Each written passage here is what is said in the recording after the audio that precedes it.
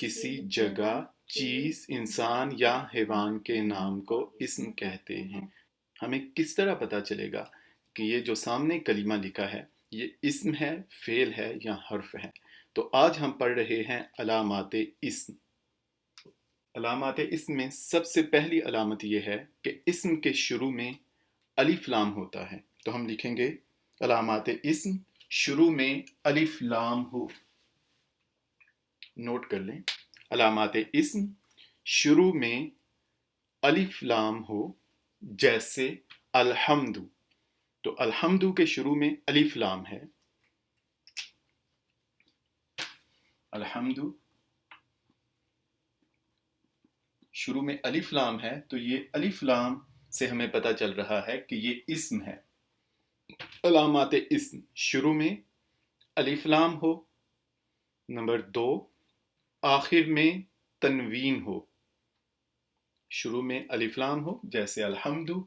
Number 2, आखिर में तनवीन हो जैसे अजीमुन।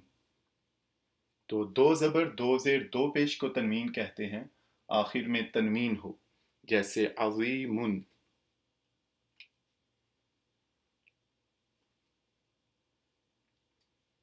सबसे पहले शुरू में अलिफ लाम हो जैसे अलहम्दु, आखिर में तनवीन हो जैसे अजीमुन। नंबर 3, आखिर में याए निस्बती हो जैसे मदानी।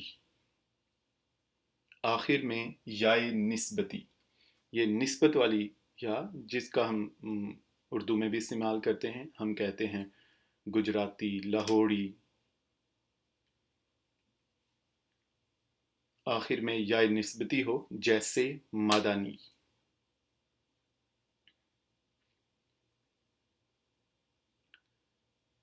नंबर 4 पे लिख लें, शुरू में हरफे निदा हो। शुरू में हरफे निदा हो,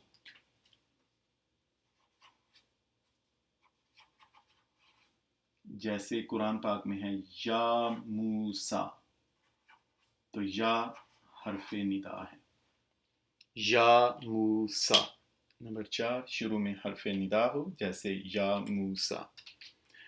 नंबर 5, शुरू में हरफे जार हो। जार, जर, जेर को कहते हैं।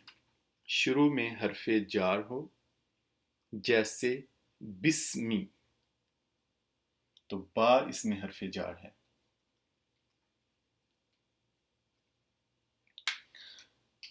बिस्मी, बा। वैसे तो अलामात इस्म ज़्यादा हैं, लेकिन हम सिर्फ 6 पढ़ेंगे।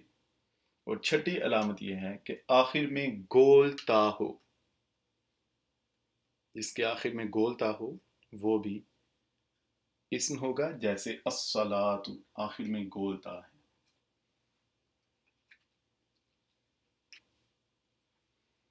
तो याद इस तरह से करेंगे, शुरू में अलिफ लाम हो।